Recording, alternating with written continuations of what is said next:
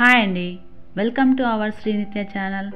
ఈరోజు ఎంతో టేస్టీగా స్పైసీగా ఉండే నెల్లూరు నెయ్యి కారం దోశ ఎలా తయారు చేసుకోవాలో చేసి చూపిస్తున్నాను. మరి లేట్ చేయకుండా ఎలా చేయాలో ఏమేం కావాలో వీడియోలోకి వెళ్ళి చూసేద్దాం. వీడియోలోకి వెళ్ళే ముందు మా ఛానల్ని ఫస్ట్ టైం చూసేవాళ్ళు తప్పకుండా సబ్స్క్రైబ్ చేసుకోండి. మరిన్ని మంచి వీడియోస్తో మీ ముందుకు వస్తుంటాను. ముందుగా ఒక 10 ఎండుమిరపకాయలు తీసుకోవాలి. 2 టమాటాలు ఇలా చిన్న ముక్కలుగా కట్ చేసుకోవాలి. 2 ఉల్లిపాయలు కూడా ఇలా చిన్న ముక్కలుగా కట్ చేసుకోవాలి. కొద్దిగా అల్లము, ఒక 5-6 ఎల్లిపాయలు. ఇప్పుడు ఒక చిన్న మిక్సీ జార్ తీసుకొని అందులో మనం తీసుకున్న ఎండుమిరపకాయలు, టమాటాలు, ఉల్లిగడ్డలు, అల్లం ముక్క, ఎల్లిపాయలు వీటితో పాటు ఒక 1/2 టేబుల్ స్పూను ఉప్పు కూడా వేసేసి మూత పెట్టి మెత్తని పేస్ట్ లాగా మనం మిక్సీ పట్టేసుకోవాలి.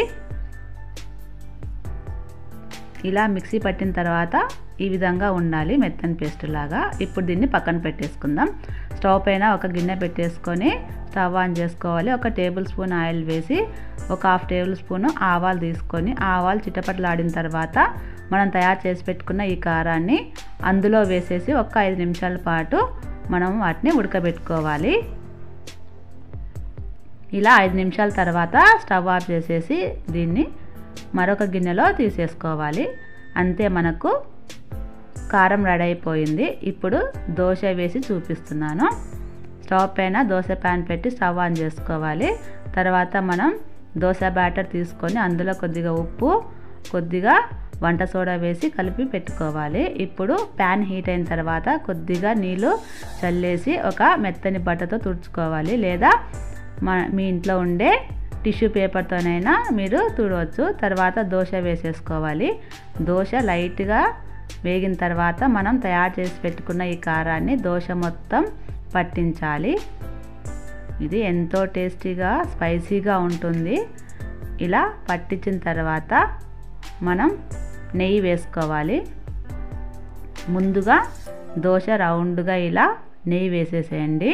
తర్వాత దోశ పైన వేసేసుకోవాలి. మీరు నెయ్యి ప్లేస్లో నూనె అయినా వాడవచ్చు, కానీ నెయ్యి కారం దోశ కాబట్టి ఇది నెయ్యి వేస్తేనే టేస్ట్ బాగుంటుంది. తర్వాత మనము దోశను రెండో వైపు కూడా తిప్పి కాల్చుకోవాలి. ఇలా 2 సైడ్లో తిప్పి కాల్చుకోవాలి.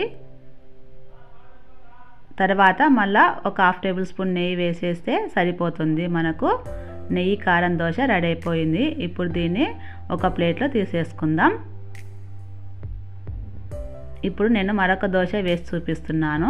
ఫస్ట్ దోశ 2 వైపులా కాల్చి చూపించాను కదండి. ఇప్పుడు ఇది 1 సైడే దోశ ఎలా తయారు చేయాలో చూపిస్తున్నాను. సేమ్ అదే విధంగా దోశ వేసిన తర్వాత మనం కారాన్ని ఇలా అప్లై చేయాలి. కారాన్ని దోశ మొత్తం ఇలా పట్టించిన తర్వాత నెయ్యి సైడ్ అంచులకు మొత్తానికి వేయాలి. దోశ పైన కూడా నెయ్యి వేసేసుకోవాలి. ఇప్పుడు రెండో సైడ్ తిప్పకుండా బాగా మీడియం ఫ్లేమ్లో కాల్చిన తర్వాత దోశని మనం సర్వింగ్ ప్లేట్లో తీసేసుకుంటే సరిపోతుంది. ఎంతో టేస్టీగా స్పైసీగా ఉండే నెల్లూరు నెయ్యి కారం దోశ మనకు రెడీ అయిపోయింది. ఈ దోశని పల్లి చట్నీతో అయినా టమాటా చట్నీతో అయినా తిన్నా బాగుంటుంది.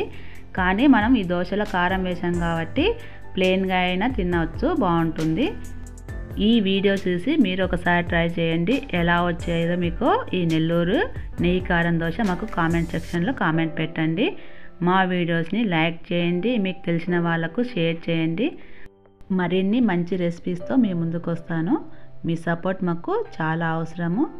మా ఛానల్ని మర్చిపోకుండా తప్పకుండా సబ్స్క్రైబ్ చేయండి.